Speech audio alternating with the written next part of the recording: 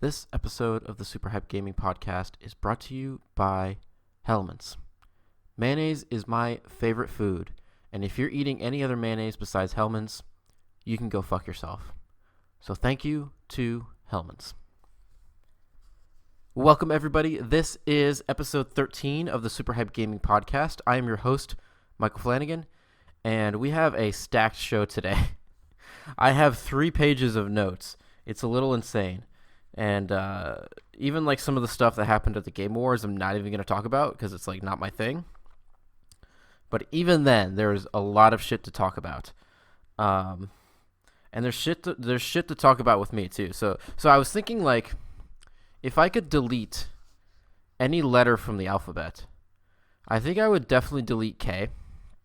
K is like definitely a useless letter. Like everything that happens with K, you can just kind of merge into C, you know? And so I was asking people at work, like, if you could delete a letter from the alphabet, what would you delete? And I would definitely go with K. K, I'm sorry, but you're kind of a useless letter. But I've been doing a lot of shit this week. I finally found... So when I was out in California and I did stand-up, the guy there gave me a list. It's like a Google Doc, basically. And it's a list of like all the places that do open mic stand-up. And so I finally found one of those for here in Metro Atlanta, my little area here. And it's really cool. It's a lot of places that like either don't have websites or, you know, aren't necessarily going to show up when you just Google like open mic places. So there's a lot of cool places on there that I'm going to check out probably early 2020. So that's really exciting. So definitely more stand-up coming from me. It's one of those things where it's like I just need to keep doing it, you know? I've done it, and I've got a pretty decent set, and I've even, you know, I've got even better jokes since I did it at the Laughing Skull Lounge, and obviously since I did it in California.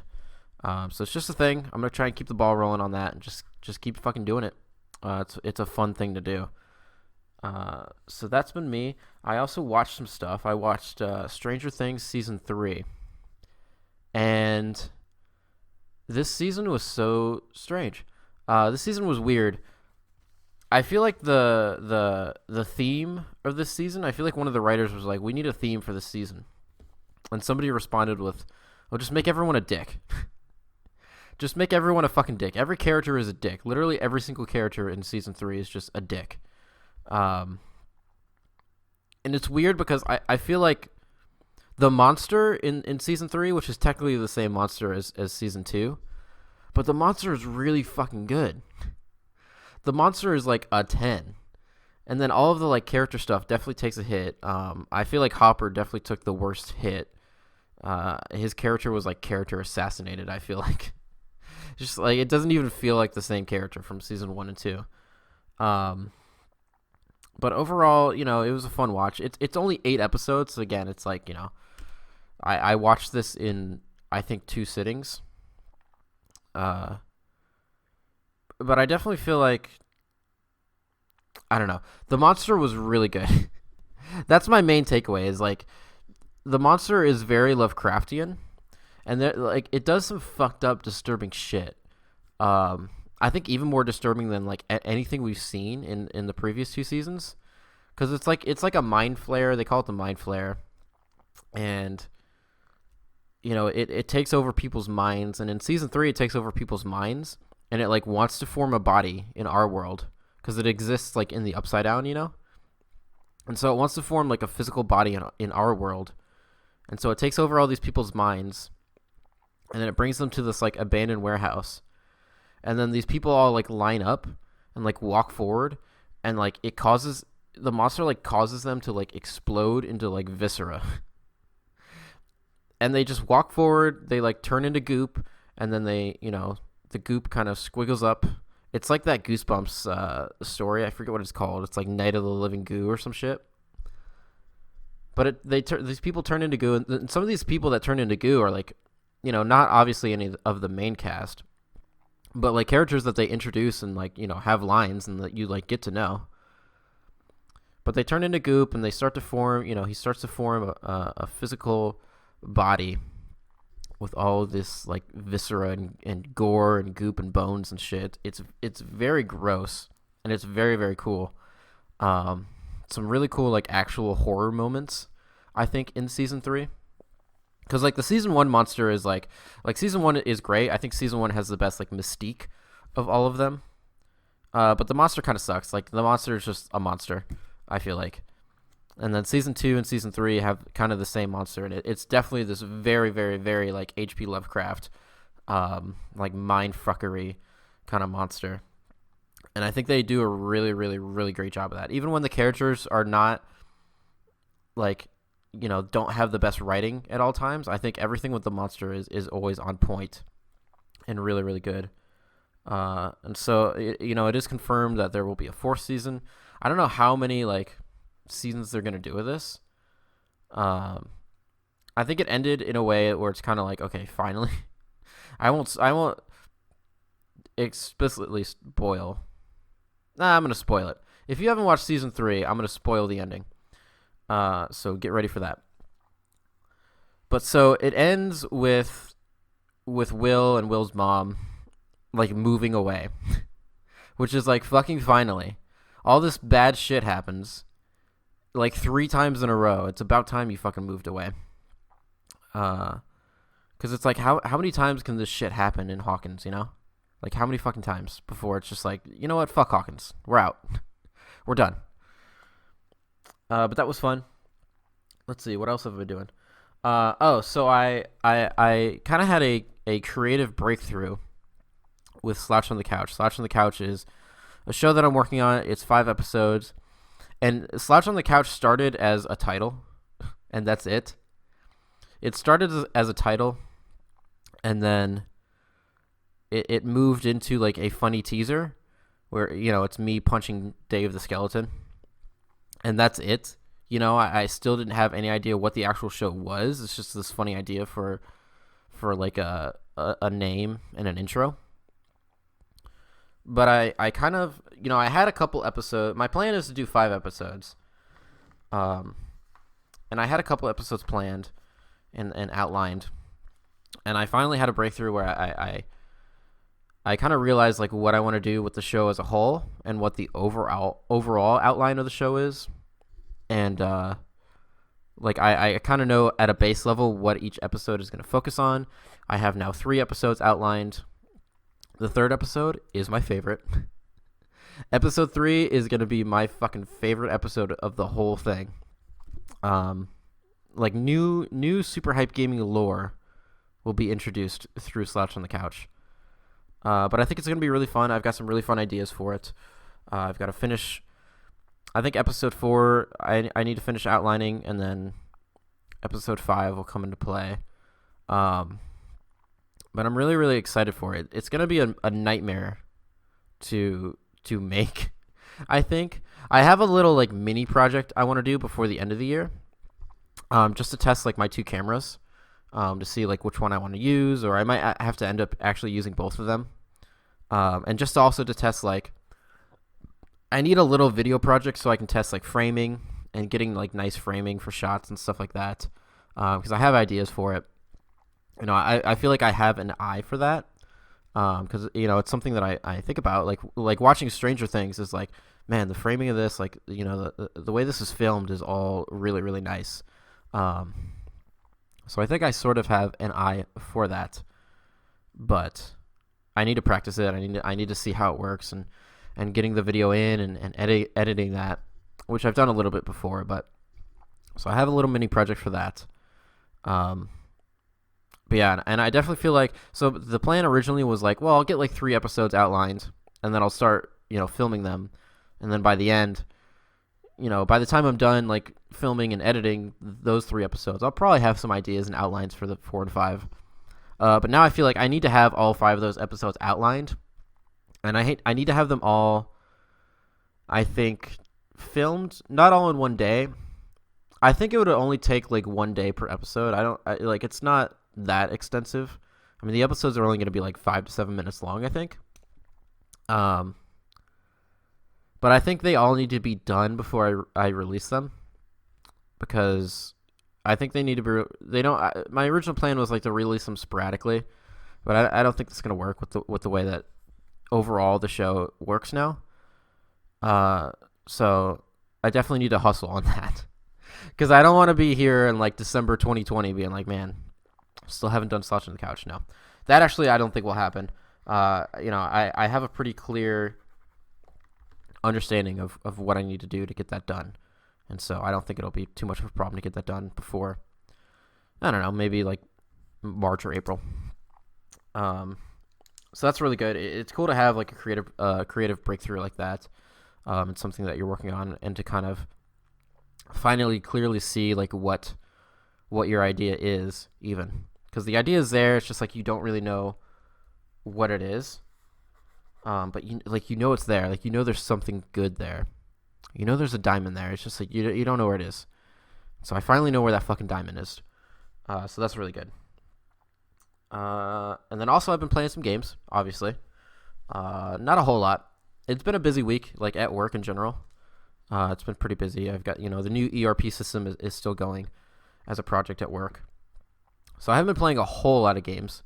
But I have been jumping back into Titanfall 2. So Titanfall 2 was released as a PlayStation Plus game in December. And I played this game at launch. I actually have the platinum in this game. And I've been playing a little bit more of it now that the player base is back up. And it's fun. I'm definitely not as good as I was back in the day, a couple years ago. But it's really, really fun. Titanfall 2 is just a great game. It's really fun to run around and shoot people in that game, and jump into Titan and shoot people and shoot other people's Titans. It's a really good flow. I only play like amped hardpoint, and when the game launched, they actually had 8v8 amped hardpoint, which was like the best. Now they only have 6v6, because I don't like the mode where it's all like the AI pilots and like all of the AI like mini Titans. I think that's fucking stupid, because it's like, oh, I killed somebody, and it's just like, nah, it's just some stupid bot that you killed. Or like you get killed by a bot, and you're like, ah, fuck. So I definitely like the 6v6. It's all players. And you have like a little objective. It's not just like, team deathmatch. You're trying to control points and stuff like that. So yeah, that's really, really good. Another funny thing is that like with all of the new players, the rarity for the platinum went up. And I don't think Titanfall 2 has a very hard platinum. But I'll take it. I think it's cool when games get like a big surge, and it's just like, oh, my platinum is way more rare than it was before. So that's really cool. And then what else? I streamed some stuff. I streamed last night. I streamed Shovel Knight King of Cards. I did a full playthrough of that, which is the third and final character expansion DLC for Shovel Knight, and it was good. It was good. I definitely think it's the weaker of the three character expansions. So we had Plague Knight, and then Spectre Knight, and now King Knight. And I definitely feel like King Knight is a little weaker. I think the story is definitely a little weaker. I think Plague Knight and Spectre Knight both have really, really, really great stories. And I think King Knight has some really, really funny character moments, like some really fucking like laugh your ass off character moments. Like King Knight starts the story and he's just living with his mom. But he's still like King Knight. He's not like just some dude. He's still like, in his fucking asshole King Knight armor. But he's just like living with his mom. It's funny. And yeah, I think his gameplay is a little weird. I think it's actually even weirder than Plague Knight. So Plague Knight, like, Shovel Knight is pretty standard. Like you swing your shovel and you hit people. Plague Knight definitely mix things up, because you have the bombs and they have an arc. And you have like, bomb jumping and stuff like that. The platform is a little harder with him. Spectre Knight was a little more straightforward. Spectre Knight was more similar to Shovel Knight, where you have a scythe and you're hitting people. And then King Knight, you have like a tackle. So you basically do like a dash attack. And you can do it in the air. And it's strange. It feels weird. There's some weird platforming sections with that dash mechanic. And then also, this character expansion has like it has this whole like card game, mini game thing, which I think is okay.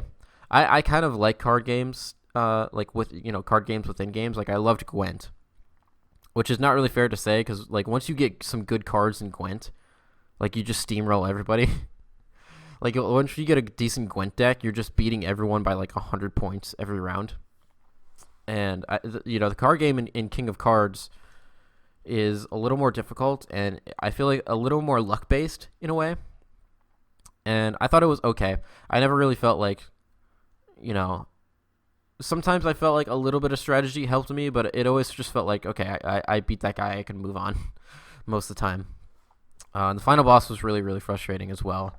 If you go back and watch that stream, you'll I get pretty fucking salty on that final boss.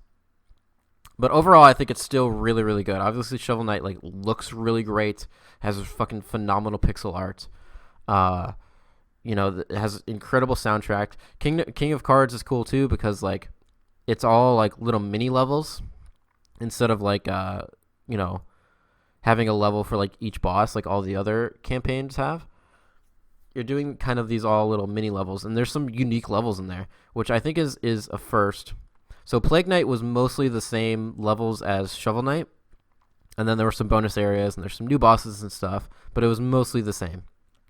And then Spectre Knight was kind of the same. It was all like the same main bosses, and the same main levels, but like they were definitely mixed up, and the level design was definitely altered some. And even like aesthetically, like Pridemore Keep in the main game is all gilded because King Knight like gilds the whole place, and then Spectre Knight is a prequel, and so it's not gilded yet. It's just like regular stone. So details like that are really, really cool, and King Knight has just some fucking brand new tile sets and stuff, which is crazy.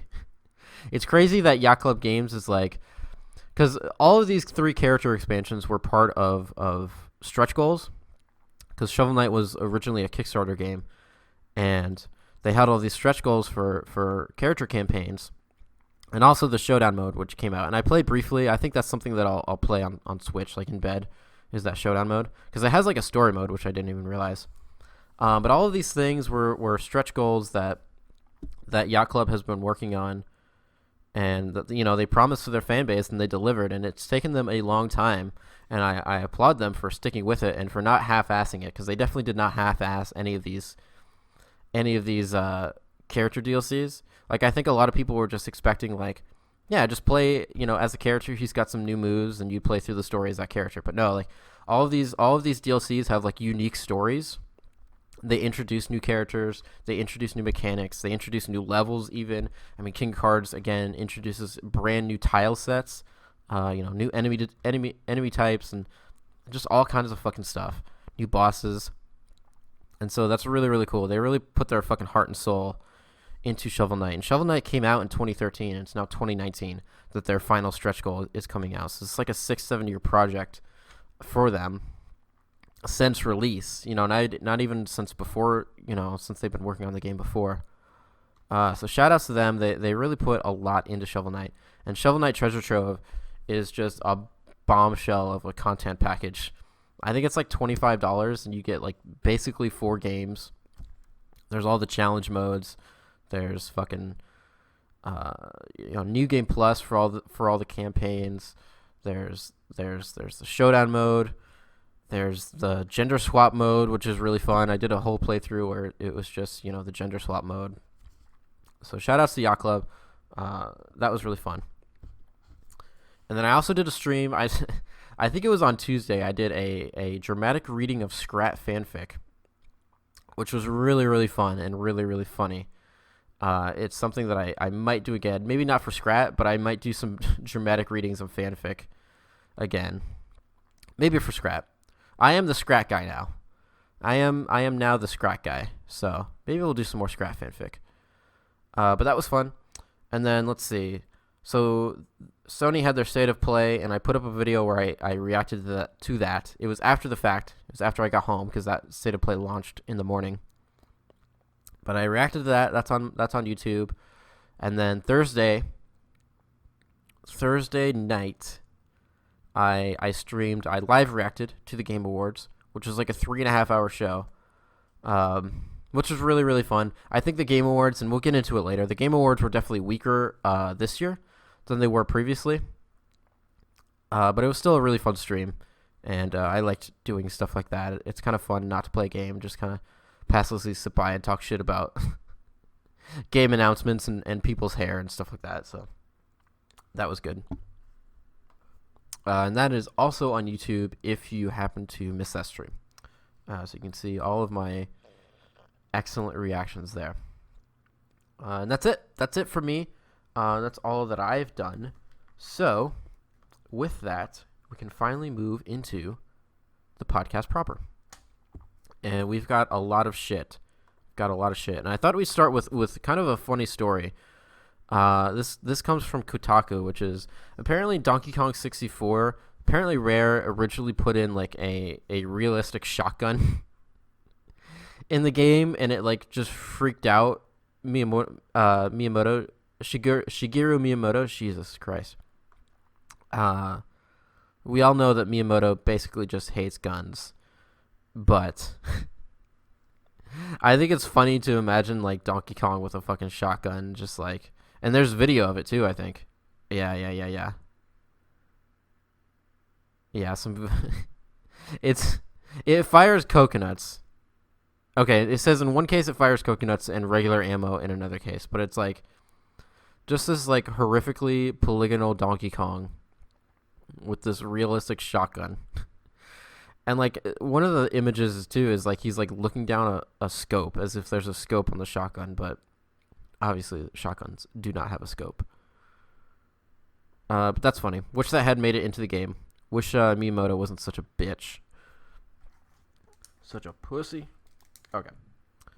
The next is a little quick story. So Minecraft Bedrock Edition finally came to PS4, and this brings a whole bunch of stuff. This has been a long time coming, but mostly it brings crossplay to the PS4. So crossplay was previously available on Xbox and Switch and mobile and PC and all that stuff, and PS4 was left out. But finally, PS4 can play with all those people. It's really, really cool. Yeah, it's cool to see that. I think, like, you know, the whole crossplay thing, like, Microsoft kind of, like, pitched it as if, like, yeah, we're doing crossplay with the Switch. Like, we're the fucking best. And it's like, I mean, yeah, like, it's cool, but, like, I'd still rather play games on PlayStation 4. I think Microsoft tried to make it a bigger win than it actually was. Like, I think it's definitely a win for Microsoft. But they took it too far. They try to act like they're the fucking god saviors of gaming with fucking crossplay. And I feel like Sony was just like, we don't have to. Like, we don't really want, like, Xbox logins on PlayStation 4. And then finally they're just like, whatever. It's fine. So good on Sony for finally, you know, letting off the leash a little bit. And I think crossplay has come to several different games. So Minecraft is the latest. So good for them. And then probably one of the bigger news stories that happened before, like, the State of Play and before the Game Awards is that 2K announced a brand new studio called Cloud Chamber, which obviously is not brand new. It's weird because they're announcing it, but the studio has obviously existed for like maybe a couple of years because they said that they've been working on stuff. But specifically, they said that they're working on the next iteration of BioShock, which will be the first new entry in the series since 2013 with BioShock Infinite. And they've said that it's going to be a while away. They said, like, hey, we've been working on this game, but we still need maybe a couple more years, 2, 3, maybe more years. But it's interesting because, so Ken Levine is not involved with the studio. Ken Levine, obviously made the BioShock games. And it's interesting because, like, Ken Levine basically, like, shuttered Irrational Games, who made the BioShock games, because he wanted to make a smaller studio, and he wanted to work on smaller stuff. And he formed a studio called Ghost Story. And that studio has not released or announced anything. They've been quiet ever since, I think, 2014 that happened. But yeah, it's weird. It's like, that was the studio that was made to make BioShock games. and it shut down, and then finally we've got a brand new studio. I'm wondering if like people who worked at Irrational are now working at Cloud Chamber, or maybe they have been for a long time. But this is really cool. I think, it's been rumored that a new BioShock game would be coming eventually. I think everyone expected one to come at some point. But it's cool to see kind of a brand new studio that's put together specifically for this task.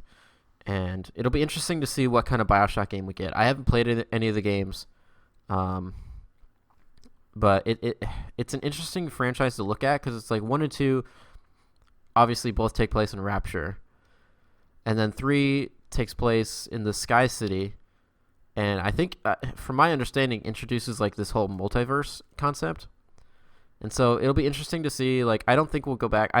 If I remember correctly, I did watch the ending of Infinite like on YouTube or some shit.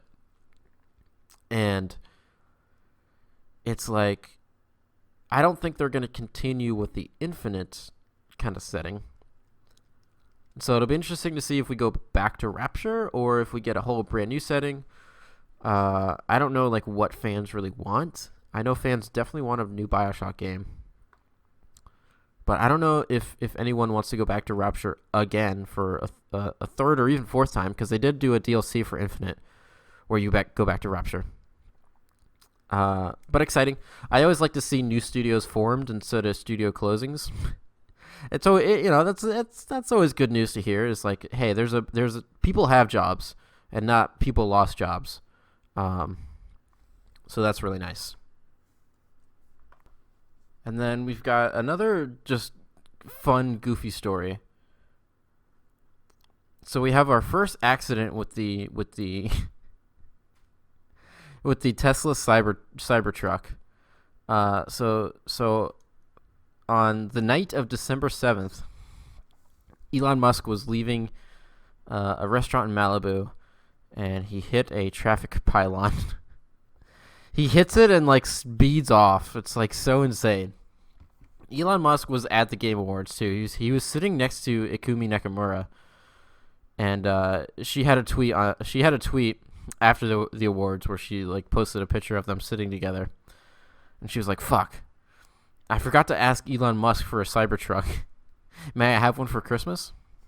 Which I thought was really, really cute. But when I saw him at the Game Awards, I thought, like, is this stupid truck gonna be like in a game? He's gonna be like, yeah, this is in Halo Infinite. But yeah, he hits this fucking traffic pylon.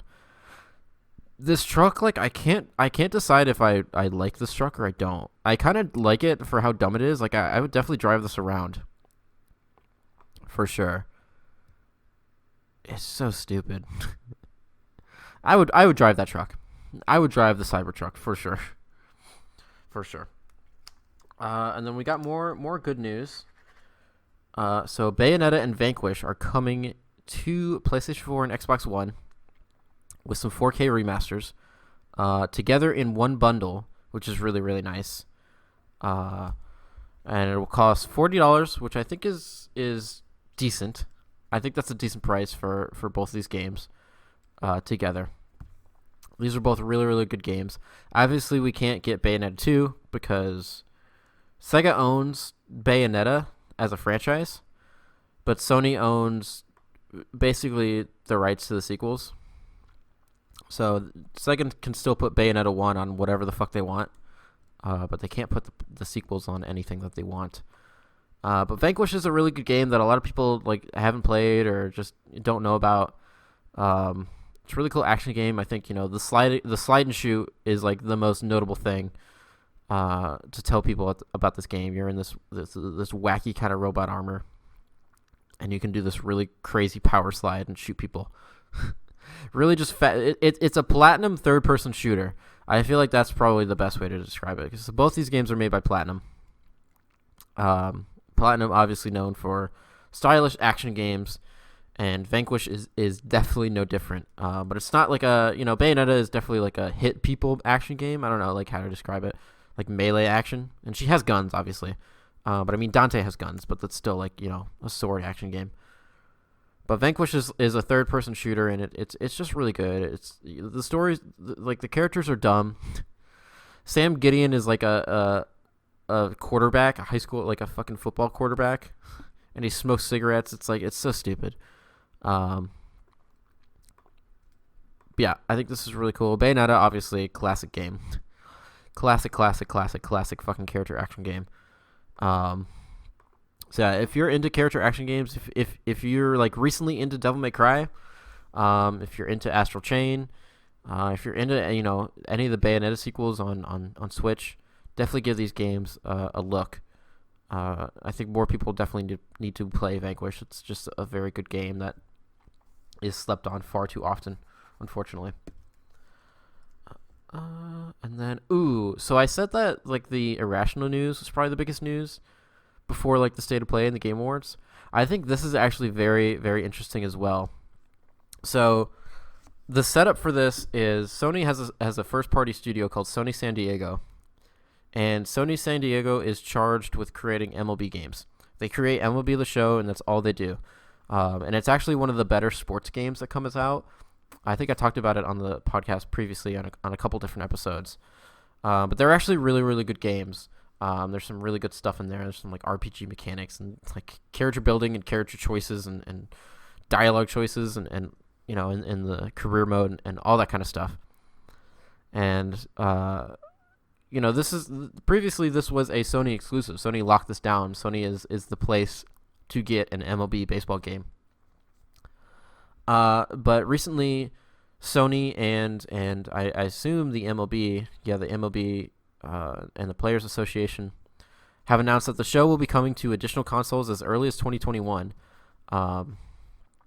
So not next year's, but the one after. So we could be talking about like the new Xbox, new PlayStation, possibly even Switch, which I don't know.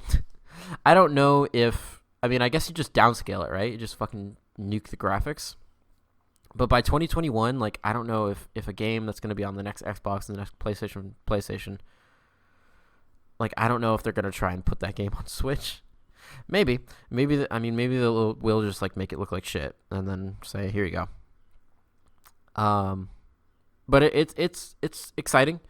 I think it's exciting for baseball fans, obviously. They don't have to buy a PlayStation just to play their baseball game. But these games sell really well, and so, they'll probably sell, like, even better. And it's just interesting. It's like I wonder if like I wonder if the MLB was like, we're gonna take this shit away from you unless you like some kind of contract ended, right? Some kind of contract ended to where this game was exclusive up until 2021, and so they had to re-sign a new contract, and maybe Sony had to say like, well, we want to keep it at Sony San Diego because they do a really great job with these games. And, we want to keep this kind of as our game almost, because even when they're selling it on other platforms, like Sony's gonna be taking in the money from that. So I wonder if the MLB was like, well, if you want to keep the license, like you have to put it on other consoles, and some kind of deal there was made.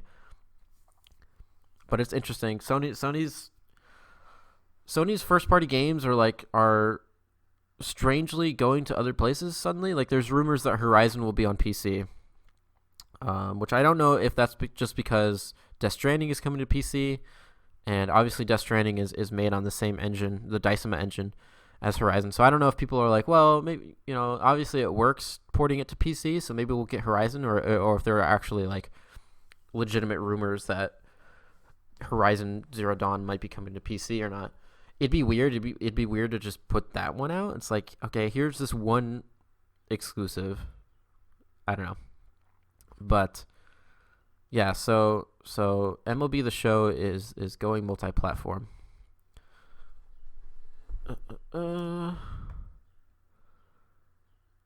Okay, and then from that to kind of a bummer story here. But Redbox has announced that Redbox will no longer rent out video games. They are ending the service. Let's see. I don't know if there's a date, but they are ending the service. No reason really why.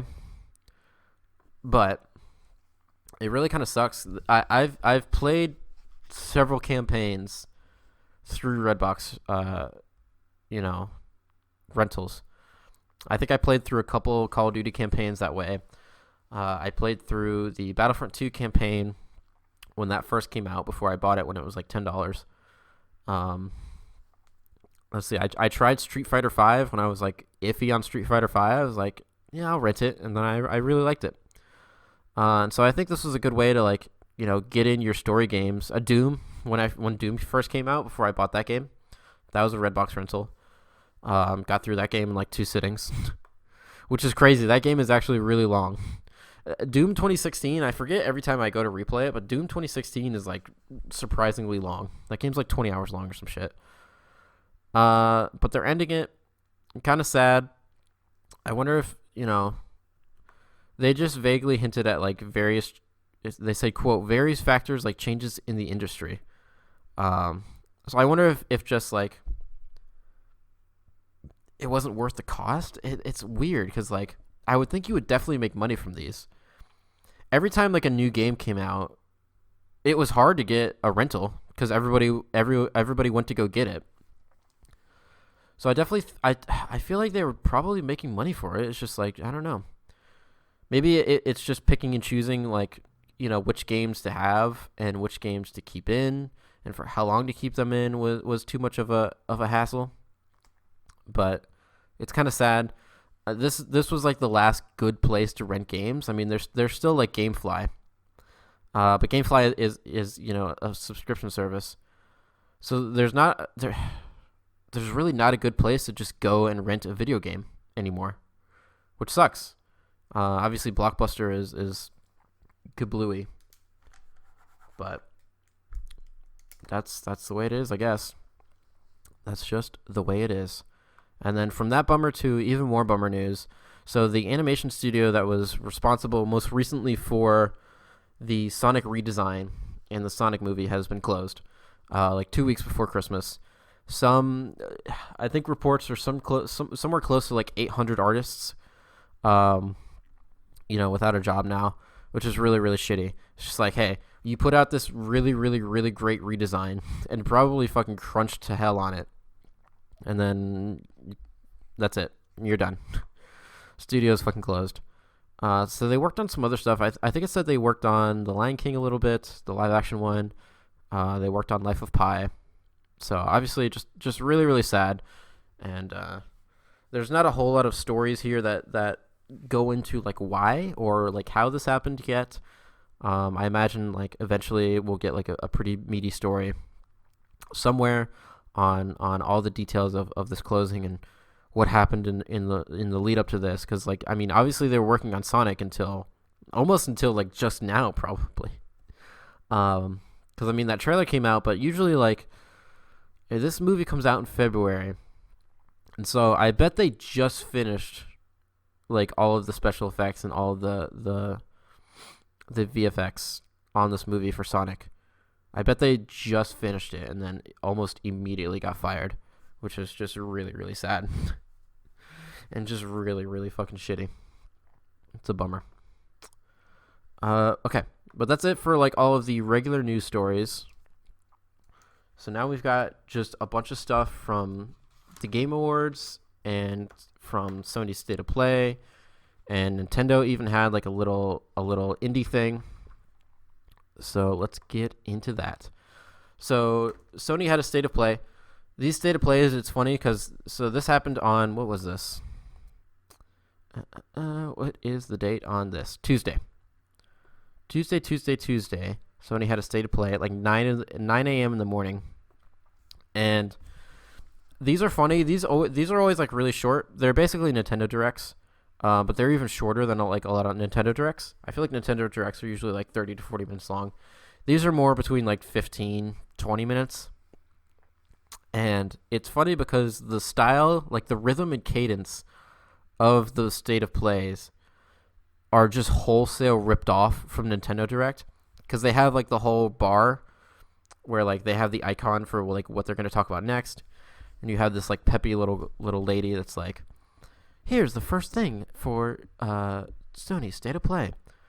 what's this? A samurai game coming out next year? It's like, and like the way that one game moves to the next game, and it's just it's beat for beat the exact cadence of a Nintendo Direct, which is funny. I mean, it works, I guess.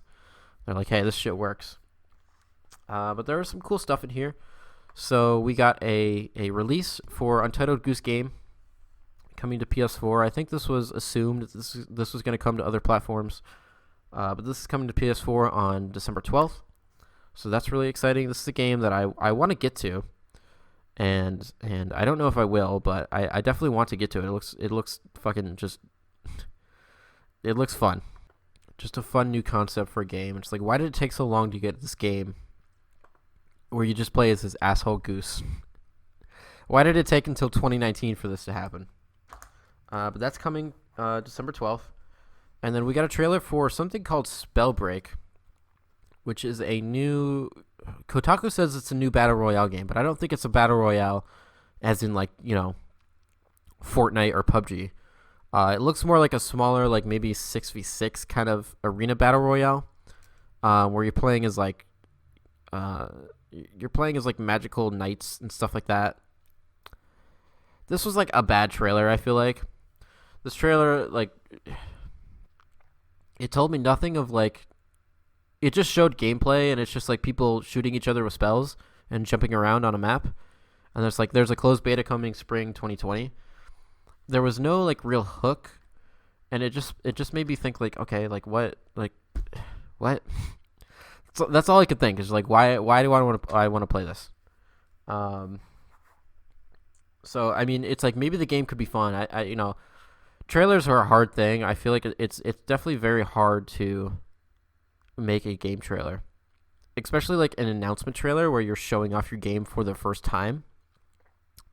I feel like there's definitely an art to making your game look exciting for the first time, you know, to a brand new audience, to people who haven't seen it before ever.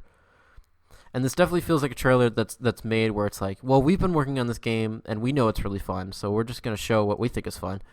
And it might be fun, but I don't think they did a good job of selling anybody on the game. It's just like, okay, Spellbreak is like a thing that was mentioned and then completely forgotten about after the fact. You know, hopefully when that beta comes out, it'll be, I don't know, really good, and people will talk about it and want to go play it. But definitely didn't nail that coming out of the gate.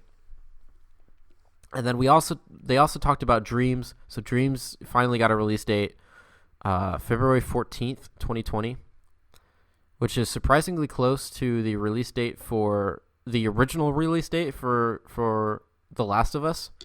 So I wonder if this was decided after The Last of Us got delayed, or if these games were just originally going to release like on top of each other, which would have been a mess. But this release is weird because Dreams is already kind of out. You can pay $30 to get like early access to Dreams. And once, you know, if you pay into the early access, you'll have the game once it releases. But then once it's officially released on February 14th, you'll have to pay $60. And so it's really weird. It's like I don't really know what the difference is between what's out now and what is being released. I'm sure if you're like into that game and you're into that community, you're like, oh, all these features are coming. I think the story mode is one of the things that's coming. I think that's the biggest thing that's not in what's available now that will be in the game when it officially launches. But it's weird. It's like I wonder if everybody that wants Dreams already has Dreams. I know some people are definitely waiting for that story mode. People like Media Molecule's like story modes and stuff like that in their Little Big Planet games and Tearaway. But this is a big game for that studio. This is a big game for Media Molecule. Media Molecule has not put out a game since Tearaway for the Vita in like 2013. So they've been working on Dreams for as long as Yacht Club has been putting out stuff for Shovel Knight. But before that, you know, that was for Vita. Before that, the last game they put out was Little Big Planet 2, which I think came out in 2011. That was their last like console game. And so this is a big project for Media Molecule, and I think it's a scary project even. I think I've said on Twitter and in various places, this is the kind of ambitious project that closes your studio. Just this project has been just a money sink, and it's just like, you're putting so much into it for so many years. It's like it has to pay off, and it's weird. I think Dreams is cool.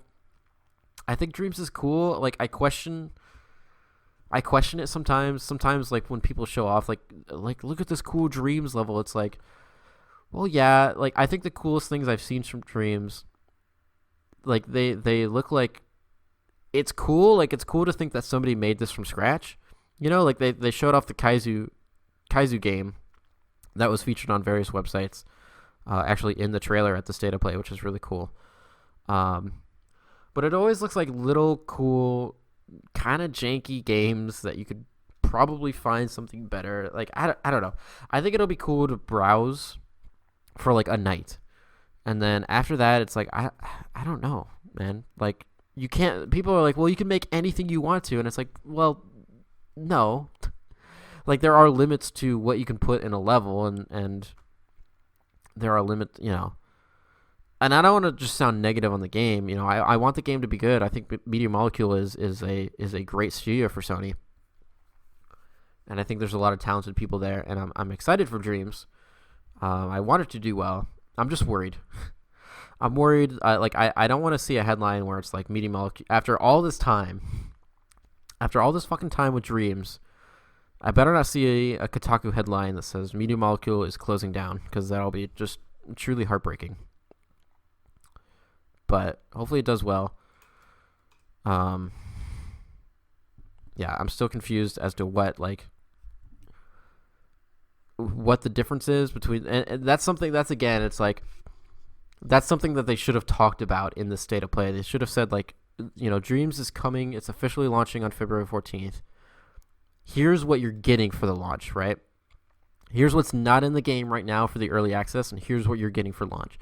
And instead, they just kind of said, like, yep, Dreams is the game. It's coming February 14th. It's like, talk about it, Tell me about it. Like, tell me why I should be excited. Tell me, like, what's coming in the official release. It's just like, no, it's just coming. Like, oh, okay, sure. But that's Dreams. We also got a new trailer for Superliminal. So this was showed off, I think, in the last State of Play. But this is, I'm not sure if this is from the same developers of Stanley's Parable, but it's a very similar vibe. It's like a third person or a first person, like, fucking dreamscape puzzle game, and like there's a bunch of like weird perspective puzzle kind of things, and you're moving around this kind of sort of office setting. But it looks really, really cool. This is definitely a game that I'm for sure going to play, and it might even stream. It's definitely probably a really fun stream game. But that is coming in 2020. They just said 2020. No like window even for that. But that's exciting.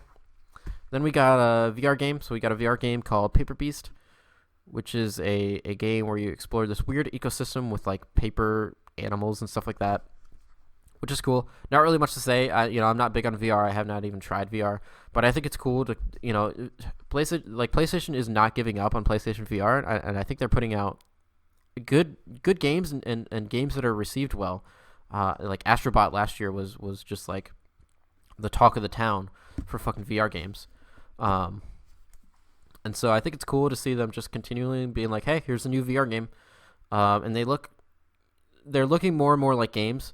They're looking more like games and not just like experiences, like that weird Batman Arkham VR game that was just like, hey, you're looking at Batman's hands. It's like, okay, this is not really the game that I want to play in VR, but they're putting out more games that look like games.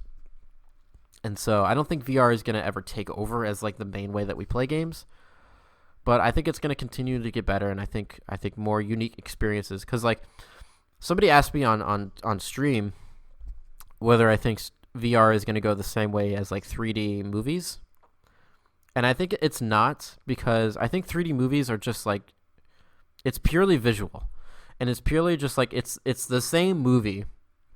It's just there's like shit, popping out at you. Whereas VR is sort of that, but there are things that you can do in VR there are perspectives that you can put yourself in, and there are mechanics that you can implement that are unique to VR, that you can't do just as a regular game. And so, because those experiences are more unique and can only be done in VR, I don't think VR will ever just like fade out and just be like a fad. I think people are always going to continue to try and do VR games, because I think it's something that I want to try. I really do want to try VR. I haven't had the opportunity to yet. But it sounds exciting. It sounds cool to just kind of be, in a world like 100%. So yeah, it's cool to see Sony just kind of continue to support their VR headset. And then we got a trailer which is a trailer that actually leaked. I think I talked about this on the last podcast because it leaked last week. But we got a trailer for Kingdom Hearts, their expansion, their DLC expansion, Remind, and they had a price for this, and I was blown away by the price. I was blown away by the fucking price because I was like, this is way too much. There is some stuff I think that's coming for free. Oh my god, am I not going to be able to find the price for this? Here we go.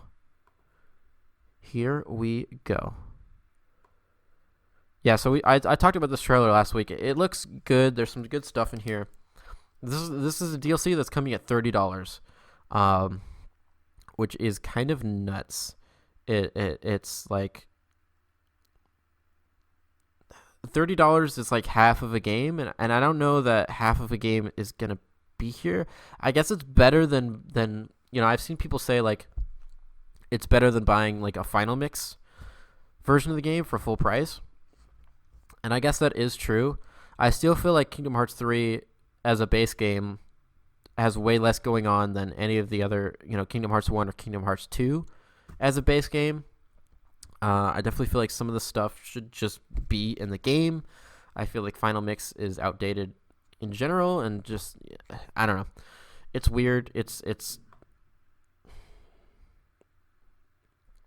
okay, yeah, so the free stuff that's coming is there's a main story update, which is vague. New abilities, the new Keyblades, Oathkeeper, and Oblivion, which were just for some reason left out of the base game, are coming. So it's good that those are coming for free. And then an expansion of the sharing features. I'm not sure what that means. But yeah, I feel like this DLC, like there's some good stuff I think in that trailer actually. I think I walked away from that trailer better than I walked away from any Kingdom Hearts 3 trailer leading up to release. But I think I'm going to wait. I'm definitely going to wait. So this is coming January 23rd? Is that what that said? Let's see. Yeah, January 23rd and then like February 25th for Xbox. And I definitely feel like I'm going to wait and see like, one, to see like if it's actually worth it. And two, to see like I'll just wait for a sale. I'll wait for this to be on sale for like $20 maybe, and then I'll pick it up.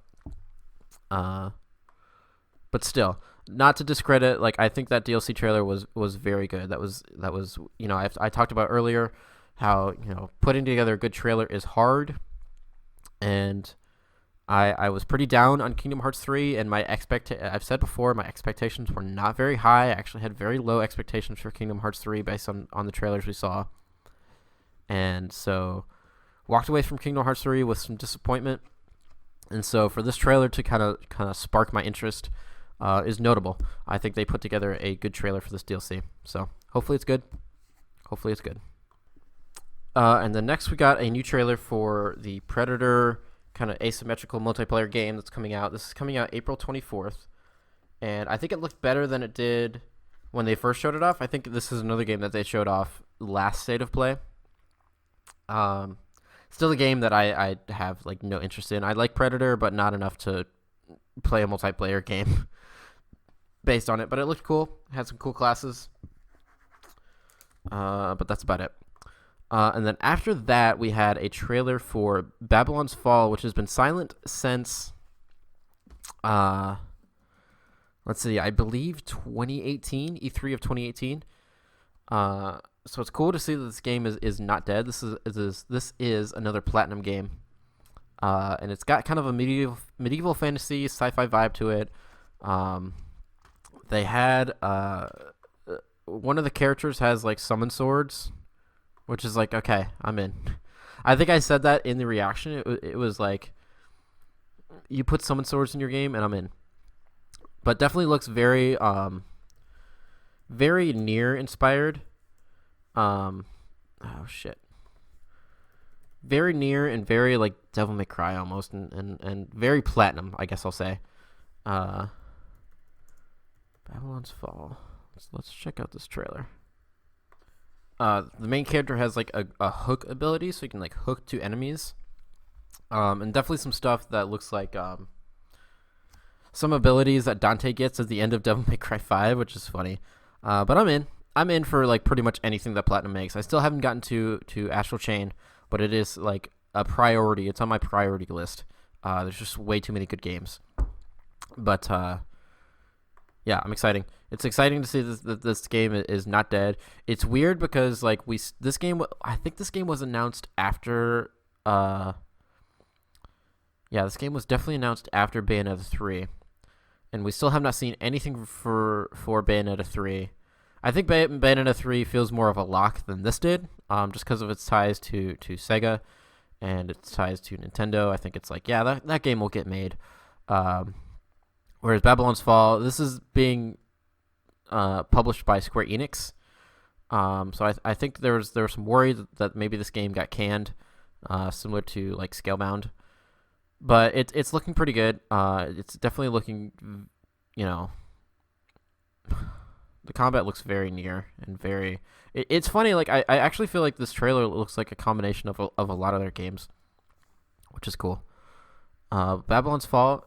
They ended the trailer saying that we wouldn't hear from this game until summer of 2020. It's like, okay, all right, I'll see you at E3 then, Platinum and Square Enix. That's what you're telling me, basically. Summer of 2020. It's like, okay, all right, fine, I'll wait. And so after that, I think we got probably the biggest announcement from the State of Play, which was unfortunately leaked. Again, it's another thing that was leaked. But we got the trailer for. It's funny the way they pitched this. They pitched this as the campaign for Project Resistance. But this is, of course, the Resident Evil 3 remake. We got a very, very, very nice trailer for that. And this game is coming very soon. This game is coming April 3rd, 2020, which is insanely soon. It's in like 4 months, which is great. Capcom is on this trend of announcing games like very close to their release date. DMC5 and Resident Evil 2 were announced very, very close. I think within like 6 or 7 months of their release date. They're both announced at E3.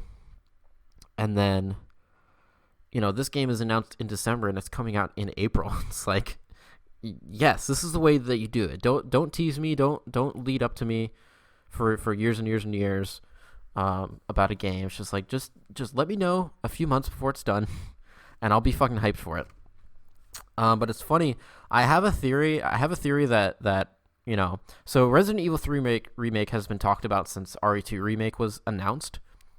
People have been asking Capcom like, hey, are there plans to remake 3 in the same way that you're doing 2? And Capcom's always been a little coy and been like, well, yeah, we have plans, or maybe we have plans. It might be fun. We don't know. And I think that it was like the worst kept secret, this fucking remake. And I think that Capcom, I almost believe this 100%. I think that Capcom put out that Project Resistance trailer, which was the multiplayer game, asymmetrical multiplayer game where you're like playing a bunch of kids. I think that they put that trailer to throw people off of RE3 remake. I think they put that trailer out so that people would be like, oh wait, you're not making RE3 remake then? Because I think people expected the next RE project when it was announced to be either 8 or RE3 remake. And so when they put that trailer out for Project Resistance, which is now just the multiplayer mode, of remake. It's all one thing. It's one bundle, which is really, really cool. I think they definitely put that out to to make people question and to make them wonder and to make them think like, oh, maybe remake is not coming out very soon. But no, it's coming out very, very, very fucking soon. And so it's cool. It's cool. You know, this game's gonna have a whole multiplayer mode, which I was interested in Project Resistance. You know, I'm definitely interested. I think Capcom's doing a really great job with their games, and so, you know, I was gonna give it a shot anyway. But to see it like all as this one package, it's like, oh, cool. You know, I'll definitely play that. But the remake looks really, really good. They showed off, you know, obviously. Unfortunately, this got leaked, so I think if this didn't get leaked, this would have been a huge pop-off in the state of play. But unfortunately, you know, those images did get leaked. Those key art images on the PlayStation Store. So we already kind of knew about this. We knew what Jill looked like, and I definitely feel like, you know, people were complaining about her look in that one key art shot, and I definitely feel like it was. I talked about this last time. Very similar to Claire, where like there were some images of Claire from the RE2 remake where she looked really fucking weird. But then when you see her in motion and you just see her in the game, it's like, it looks fine. She looks fine. It's just you got like a weird angle on her or some shit. And so I think Jill looks pretty good. Obviously, you know, RE Engine fucking phenomenal with faces. Really, really good faces. Really fucking good looking game. It's really cool to see Raccoon City. Nemesis, I'm still a little iffy on. I still think his nose is a little goofy. But I still think he's going to be terrifying, like, in the game. And so, really exciting project. Really, really exciting to see. Back to back, just these two Resident Evil remakes that are they look phenomenal. RE2 remake plays phenomenal. RE2 remake is like a 10 out of 10 video game for me. One of the best games of 2019 for sure. So, just really fucking hyped for this game. Really, really, really fucking hyped for this game. It's just gonna be such a cozy experience, and it's gonna be extra cozy too because it's like it looks very similar. I mean, it's gonna be very similar, I assume, to the RE2 remake. It would probably feel very similar gameplay wise, and so it's just gonna be cozy to be like, I kind of know what this is, but I kind of don't. I mean, I did play RE3 original, RE3 Nemesis, but that's like original RE3 I've only played once. You know, I only made through it once. It's definitely a weaker game than RE2, you know, speaking on the originals. So it'll be interesting to see what they do with it. They shut off Brad Vickers. Poor Brad. Everyone like pour one out for Brad. Fucking poor Brad Vickers. God damn it. But yeah, looks really fantastic. Really cool that it's coming out very, very soon. Really cool that the multiplayer mode is just part of the package. I think that's going to be a really fucking solid video game. And Capcom just continues to kill it. Capcom is like, we're not stopping. Capcom, I really think Capcom is one of the best developers this generation, which is great because they really kind of floundered in the PS3 generation. They really just like, there's so many games like Lost Planet and fucking RE6, and I feel like the, you know, Devil May Cry remake and even Devil May Cry 4, it's like, you know, that game, obviously just the money ran out, unfortunately, towards the end of that game. So it's really cool to see them just come out and just like ace every single game that they've put out this generation. You know, they brought our Resident Evil back to form with 7, which is just a fantastic game. Devil May Cry 5 is just like mind-blowing as a fan. It's like one of the best games, one of my favorite games of all time. I think it's one of the best games of the generation. You know, looks really good, plays really well, has a really great story. RE2 remake is just fucking phenomenal. They brought back Mega Man. We had Mega Man 11. You know, just kept Monster Hunter World. Monster Hunter World is just like, finally Monster Hunter's back on consoles, and it's just really fucking good. So it's cool. I'm excited to see Capcom, you know, back in its stride, and hopefully it continues into next gen. I'm really hoping it will. I think it will. I think Resident Evil 8 is going to be a next gen game, and I'm excited to see what they put out for that. I think it's going to be really, really good. So thank you, Cap God. for coming back to us. And then the final thing at the State of Play was we had a brief trailer for Ghost of Tsushima. This was kind of pointless because basically it was like a small little like minute-long trailer. And they basically just said, hey, we're going to have a longer trailer at the Game Awards. It's like, okay, great. I guess Sony thought like they'd have more eyes at the Game Awards than they would at their own State of Play. So they put their extended Ghost of Tsushima trailer there instead of in their own thing, but it's fine, I guess. And then we had, after that, I think later that same day, we had the Nintendo Indie World presentation. So there's a bunch of little indie games. I'm not going to talk about all of these. I'm just going to go over some of the highlights. I think Axiom Verge 2 is the biggest announcement from this. So Axiom Verge 1 is a like classic Metroid style game with like that game I did not finish. I got to a part in that game where I could not figure out like where to go and where to progress, and I didn't want to look up the solution, so I just kind of gave it up, unfortunately. But I think it was a really good game. It has really like weird soundtrack. Like, go listen to the soundtrack of that game if nothing else. It's just very weird. And just a very weird world. It's you're like the scientist who's like stuck in this weird, fleshy fucking cyberpunk underground cave thing. It's like it's very strange. You have these weird weapons that like do weird things to your body and shit. And just I think, you know, even though I didn't beat it, I think it was a very good game, and I think it's cool to see a sequel. We got a sequel to Golf Story, which was a pretty popular game for the Switch called Sports Story. So it will combine all different sports. We got Skatebird, which was previously shown off, which is coming late 2020. This game looks really fun. I might stream this game as well. Just a skateboarding game where you're a fucking bird on like what are those little things called? Like the top deck things. Little 2-finger skateboards. It's like, it looks like that. A game called Super Mash, which is the quote is set in a game shop owned by a brother and sister who discover a mysterious game console. Every time they turn it on, it mashes different genres together. This game looks really, really cool. We've got Boyfriend Dungeon, which is just a funny idea. It's like, you know, a dating game where it's like also a dungeon crawler. Oddworld Stranger's Wrath is coming to Switch, and that's kind of the big stuff. So just a little tight, little cool indie presentation, which I appreciate.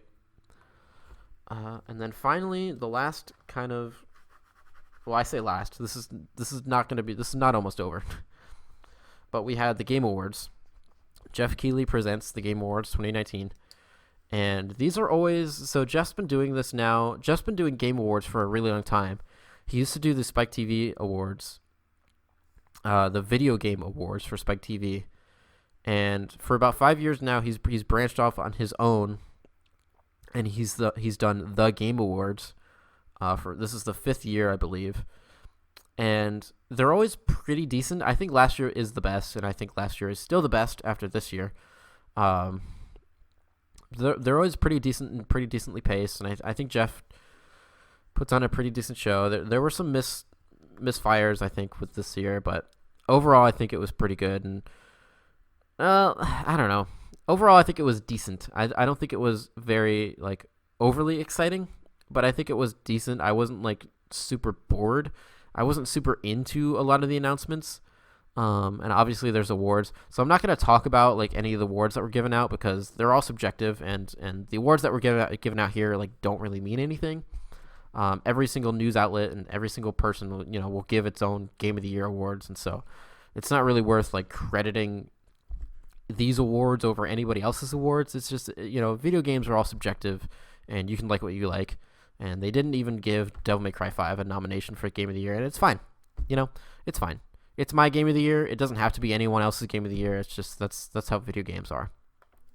So this is going to be kind of similar to the indie world, where I'm not going to go over everything that was announced or shown off at the Game Awards, because some things I just have no interest in at all, and it's just like I have nothing to say about them, so I'm not going to talk about stuff where I have nothing to say, obviously. But we'll go over. There's still a lot of stuff in this, so we'll start with the announcement of the Xbox Sex. So Microsoft showed up and showed off the Xbox Sex, or the Xbox Series X, in a really weird. This is, again, I think it was a really bad trailer because it starts off with. So they showed off Microsoft showed off their new console, their new next gen console, and this trailer started off with just a bunch of like landscapes. It's like, oh, look at all these nice landscapes. And then towards the end, it's like it cut to a car, and then it cut to a soccer match, and then it cut to Master Chief. And it's like, oh, okay, Microsoft. And then they showed off, what the console looks like and the name of it, which I think is very weird because the trailer itself, I think myself, when I was reacting to it, and every other reaction that I've seen online to it, everyone was kind of like, so is this the next gen console? Is this another Xbone? Like what is this? It was hard to tell at first, and even when it ended, and I think especially with the name, the Series X or the Sex, is like, okay, so it's like when you call it a series, it's like, okay, so it's hard to tell that it's a new thing. It's hard to tell that this is a brand new next gen console. But I think the console actually looks pretty clean. It looks like a PC tower, basically. It looks like a very clean PC tower. Which I think is very modern. It looks kind of like a big Alexa, almost a big square Alexa, which I think is appropriate. Game consoles for a long time have basically looked like VHR, fucking VHR devices, and it's like, okay, nobody uses those anymore. It doesn't have to look like that anymore. So this definitely just looks like a PC tower. Showed off the controller. The controller looks. I mean, I don't use Xbox. So I don't know. The controller looks mostly the same as the Xbox One controller. But this trailer is weird for another reason, because Phil Spencer came out and it's like, I don't understand why you would do this at the Game Awards. Because it's like you have your little trailer and then that's kind of it. It's like, I don't know why I should be excited for this. Like, what is the console gonna do? I mean, obviously it's gonna play games, but you can't really sit up there and sit on your soapbox and talk about it at the Game Awards. But they had the announcement for the box, and then they had the announcement for Ninja Theory's next game, which is Hellblade 2. It's called Senua's Saga, which is interesting. So the first game was called, I believe it was called Hellblade Senua's Sacrifice, where Hellblade was the first name, and then Senua's Sacrifice was the subtitle. And then this one is Senua's Saga, and then Hellblade 2, which is weird. I did play Hellblade. So Hellblade is a very good game. Hellblade is very, very, very good. It's weird. It's like, I don't know. This might be a prequel, I think, because I don't know where you go from the end of that game, how you go into this. But it's weird to call it Senua's Saga if it is. But they showed this off, and I think Hellblade 2 will be a very good game, but it's like, there's no gameplay here. It's just like, here's an in-engine trailer, and it's like, fucking blow me every time I've heard the words in-engine trailer, It doesn't mean anything to me. You can make your in-engine trailers look as good as you fucking want. But I think this is a pretty cool trailer, almost a kind of disturbing trailer, because we had Senua like doing this really fucking creepy chanting. And we got some cool like Norse guys with Norse shields and some kind of weird big monster, which I'm into. I'm so into. This game was really, really good. So the first game was about Senua, and she has like a mental illness. She has like schizophrenia, I think. So she constantly has like voices in her head. And so all throughout the game, like the game fucks with you in a lot of ways. And the audio design, the game is definitely meant to be played with headphones on, and I think there's a prompt that says like, hey, you should probably play this game with headphones on, because the way that the audio like mixes around in your headphones and swirls around you is really, really good. But you've got those voices, like anytime you're in combat, it's like, that guy's gonna kill you, you're gonna die, you can't do it, you're gonna die, you're not gonna make it.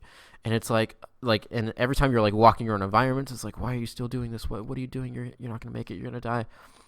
You're worthless. You're stupid. You don't go that way. You shouldn't go that way. Go this way. It's like it really freaks you out. And so I think it's really, really exciting. I think Xbox or Microsoft is in a really good position with Xbox. So they picked up Ninja Theory. Ninja Theory is now a first-party Xbox developer. Hellblade 2 will be exclusive, I assume, to the Xbox. And they picked up several developers and some pretty good notable ones. Obviously Obsidian and Double Fine and Ninja Theory.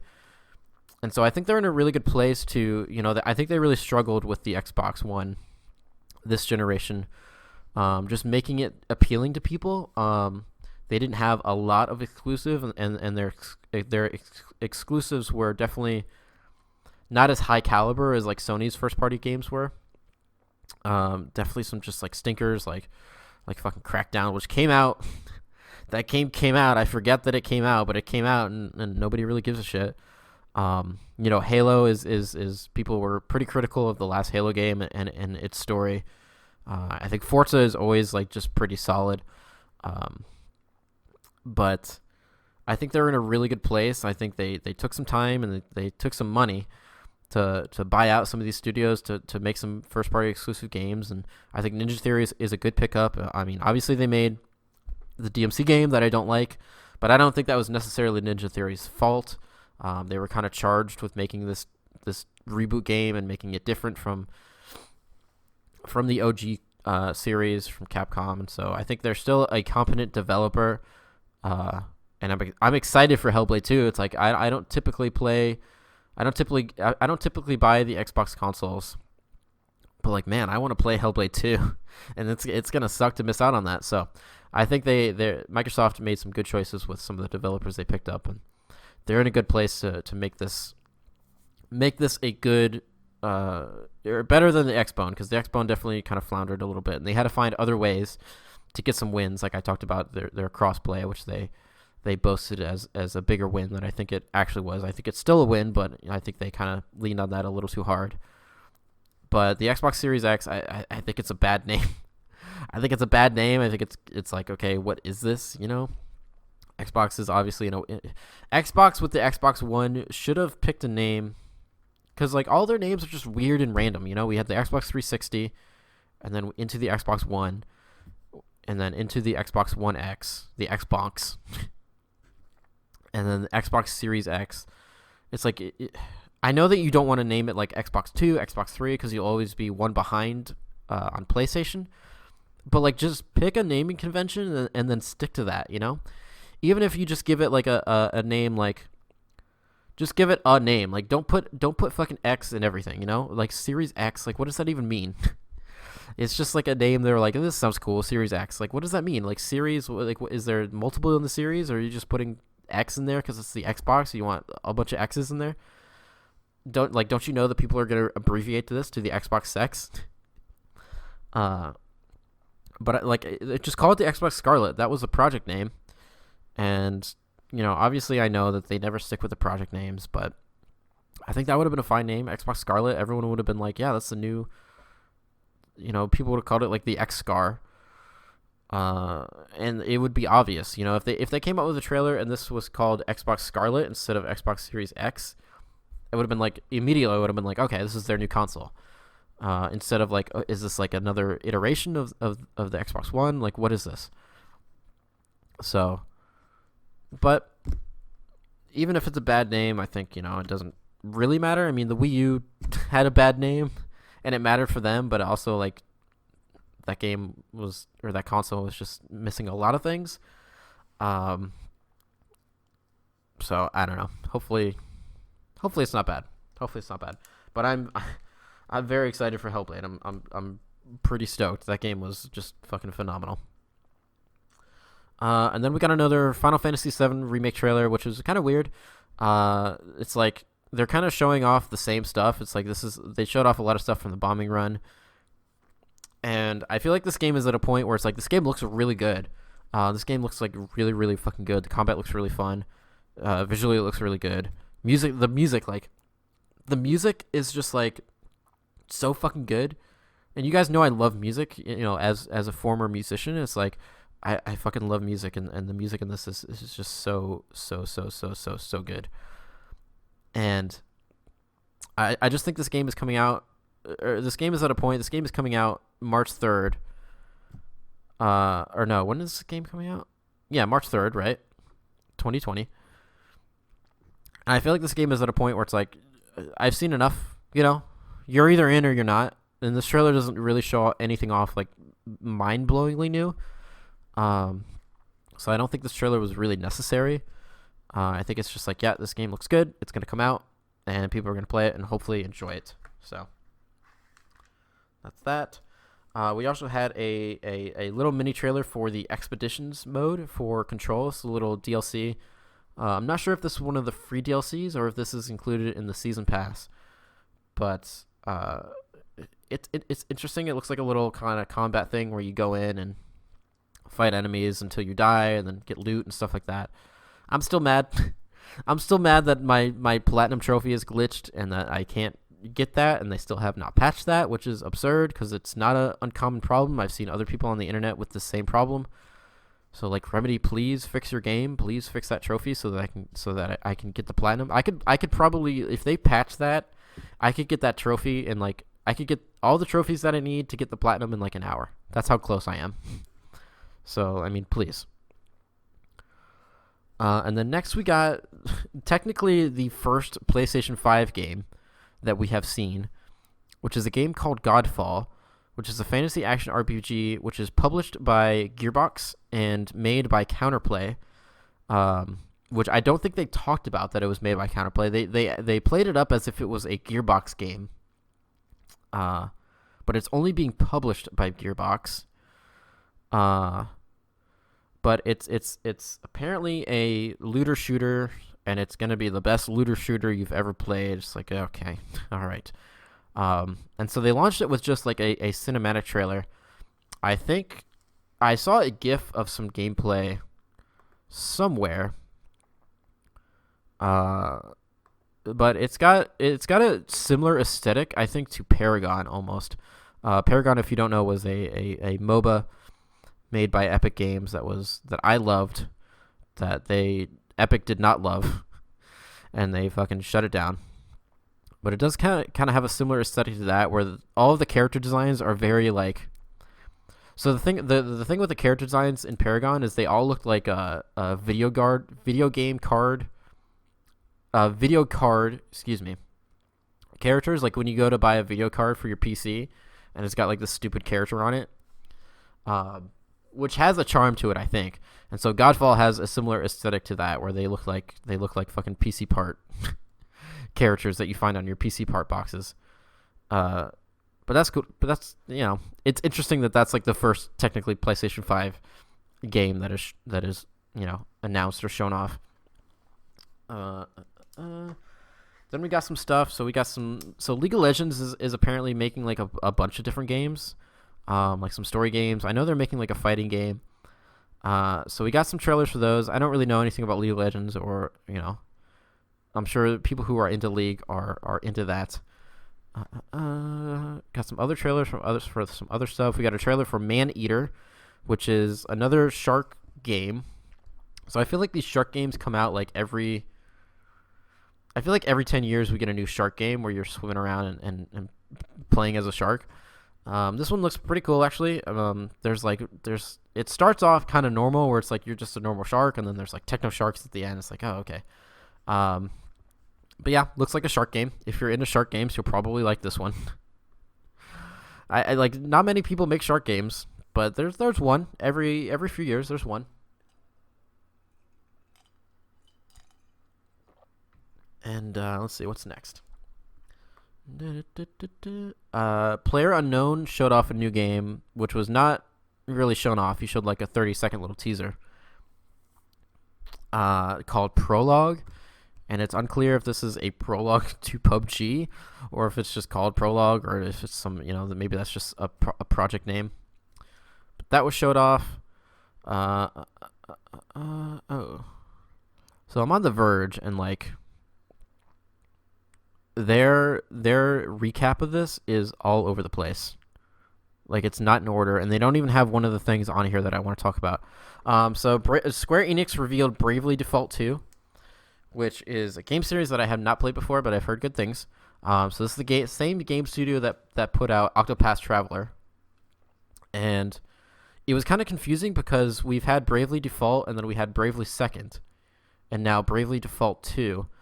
And then I did some research, and apparently Bravely Default and Bravely Second are connected. Like, Bravely Second is a direct sequel to Bravely Default, and then Bravely Default 2 is going to be like a brand new thing. Kind of like Final Fantasy X, and then Final Fantasy X-2, and then Final Fantasy 12. 10 and 10-2 are linked, but 12 is a whole new thing. So that looks cool. That's coming to Switch. Cool to see more RPGs coming to Switch. It's a good console for it. Then we got a trailer for Sons of the Forest, which, let's see, is this on here? Yeah, so this is a sequel to a game called The Forest, which is a survival game, which I've played before, and it's really, really good.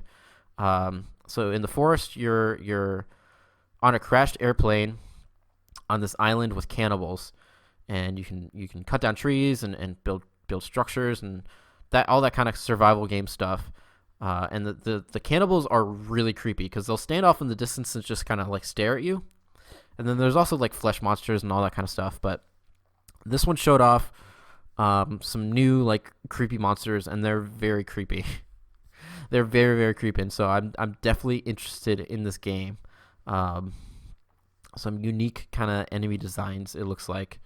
And I think it's a cool story, Sons of the Forest, or a cool name. I think that's a cool like way to not just be The Forest 2, It's cool to kind of, still be that same name, but just kind of be a little more unique to it than just throwing a 2 at the end. So I'm excited for that. We got some Muppets. So the Muppets were there at the Game Awards. I always love the Muppets. Beaker is one of my favorite Muppets, so it was good to see him. We got a new D&D game, D&D Dark Alliance. And it was just showing off like a CG trailer. This is the thing is like a lot of CG trailers at this, and it's like it's fine, but like if you're not a thing, like don't do a CG trailer, Like I know D&D is a thing, but like D&D is so broad. Like you got to show me gameplay or I'm just not interested, And it's like Godfall. It's like Godfall, you're not a thing. I don't care about your CG trailer. Like I need to see gameplay for me to be interested. I think Halo can get away with like a story trailer because people give a shit about Halo and people give a shit about that story.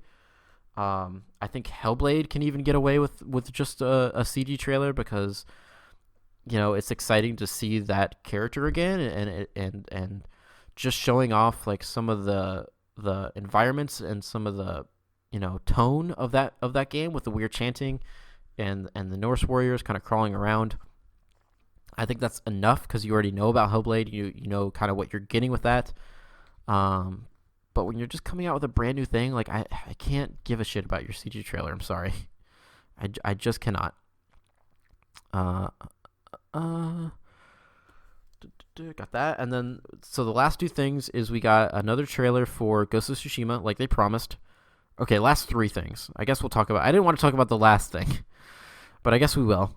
And so I think the most notable thing about the Ghost of Tsushima trailer was kind of a bad trailer again. I mean, we haven't seen this game since E3 2018,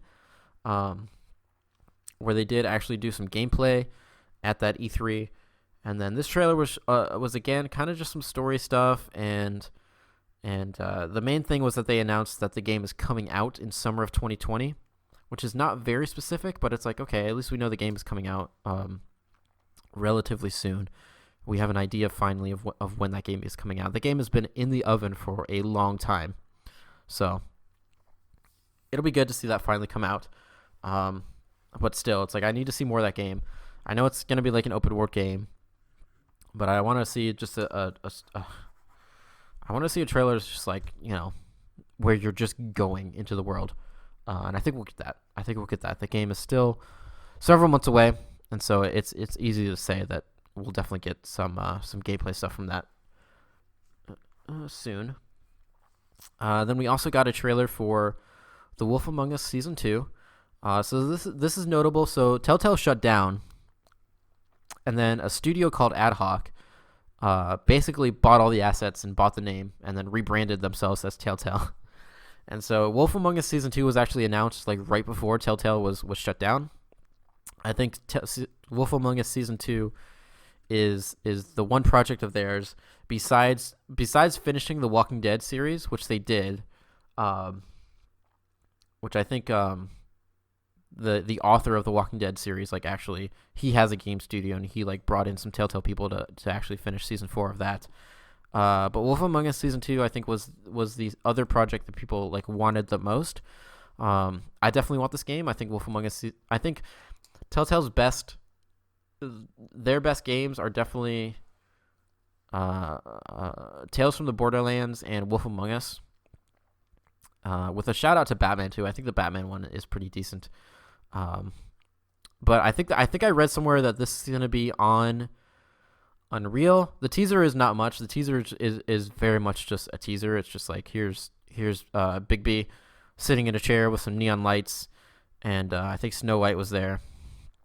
So very, very cool. Cool to see this back. It's a little weird. It's a little disingenuous, I think, to call it a Telltale series after Telltale shut down, even though, you bought the name and can do whatever you want with that. But I think it's fine, I guess. I have no idea when we're going to see this. It could be this feels like the type of announcement where it could be several years before we see this again. So I feel like a year from now we could be asking ourselves where the Wolf Among Us Season 2 is. This is very much a teaser that just says like, yeah, we are working on it, but don't expect it anytime soon. So, or like it could be the kind of thing where it's like, okay, like, in June it's like, here's episode 1. I feel like they should not do the episodes. They should not do the episodic release. I feel like they should still structure the game as an episode, maybe, or as episodes.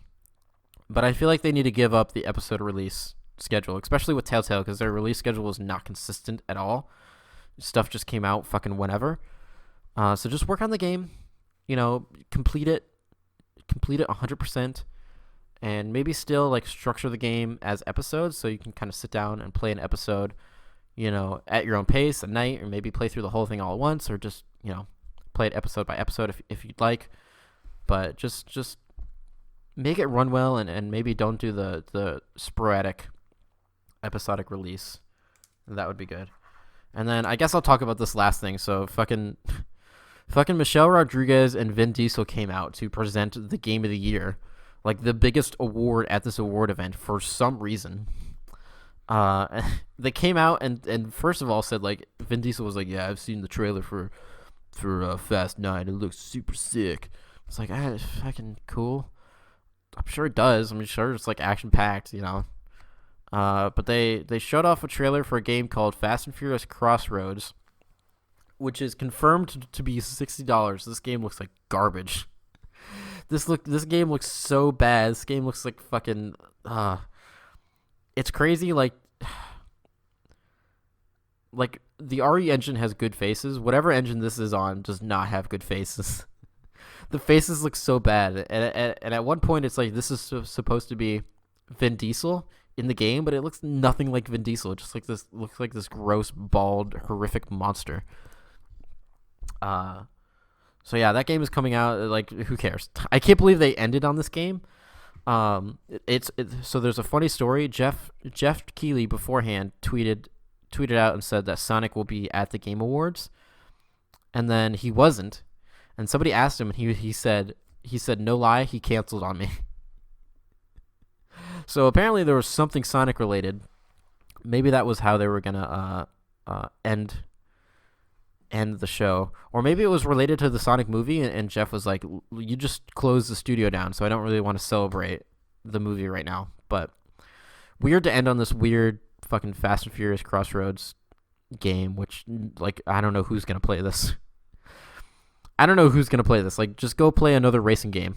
Like, surely this is going to be not only, like, bad looking and, like, have a bad story, but, like, I'm sure the racing, like, won't be good.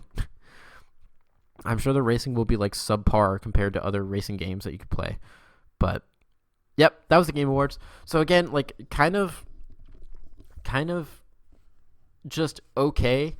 I definitely feel like this harkens back to like the VGA Game Awards, and I think last year definitely set a bar that was maybe too high to reach, again the following year. I feel like this happened with the PlayStation experience as well, where one of the PlayStation experiences was really, really good, and then the next year was just kind of okay. But I still think it's a fun show. There were some little dull moments, like when Green Day came out, and I love Green Day, but they like didn't play their best songs, and the audio sounded really bad. And just having like Vin Diesel and Michelle Rodriguez present the Game of the Year award, they're like, "We love gaming." It's like, no, you fucking don't. Get the fuck out of here. But yeah, that was the Game Awards. I think if I had watched that just like by myself, I would have been bored to tears. But streaming it was kind of fun. So that was that, and that is all of the news that I have. That like, whew, I got to take a fucking break after that. It's funny, like, I feel like the state of play happened, like, a month ago, too. So, yeah, that is all the news. That is all that I have. So, I think definitely the takeaways from this week, fucking RE3 remake. Very, very excited for it. Donkey Kong with a shotgun. Wish that had happened. Very disappointed that it did not. Fucking MLB coming to other platforms is crazy. Cool sequels. Xbox sex. Like, they had to know, right? After people abbreviated the Xbox One to Xbone, they had to know that people were going to abbreviate the Xbox Series X to Xbox X. Like, there's no way that they didn't. But that's it. That's going to be it for the show. That's going to be today's podcast. Remember that this podcast comes out every Monday and is available on all kinds of platforms: Spotify, SoundCloud, iTunes, Stitcher, Google Play Music, all that shit. Remember that I stream on Twitch. I stream on Twitch at SuperHypeGaming. I stream mostly on Fridays and Saturdays.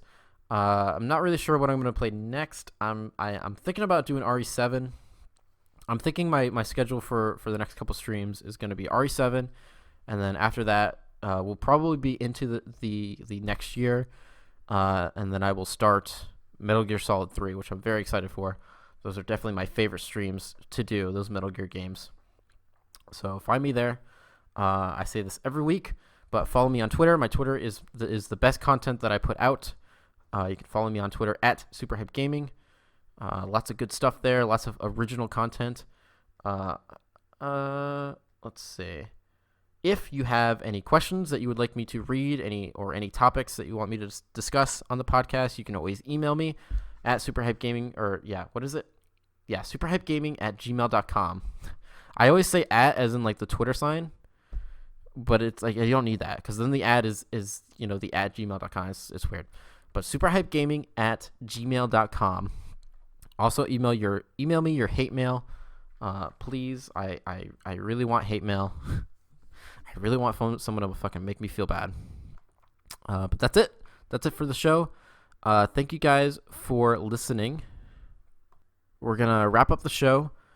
Since I didn't have a guest, since it was just me, that means that I automatically fail SAT prep.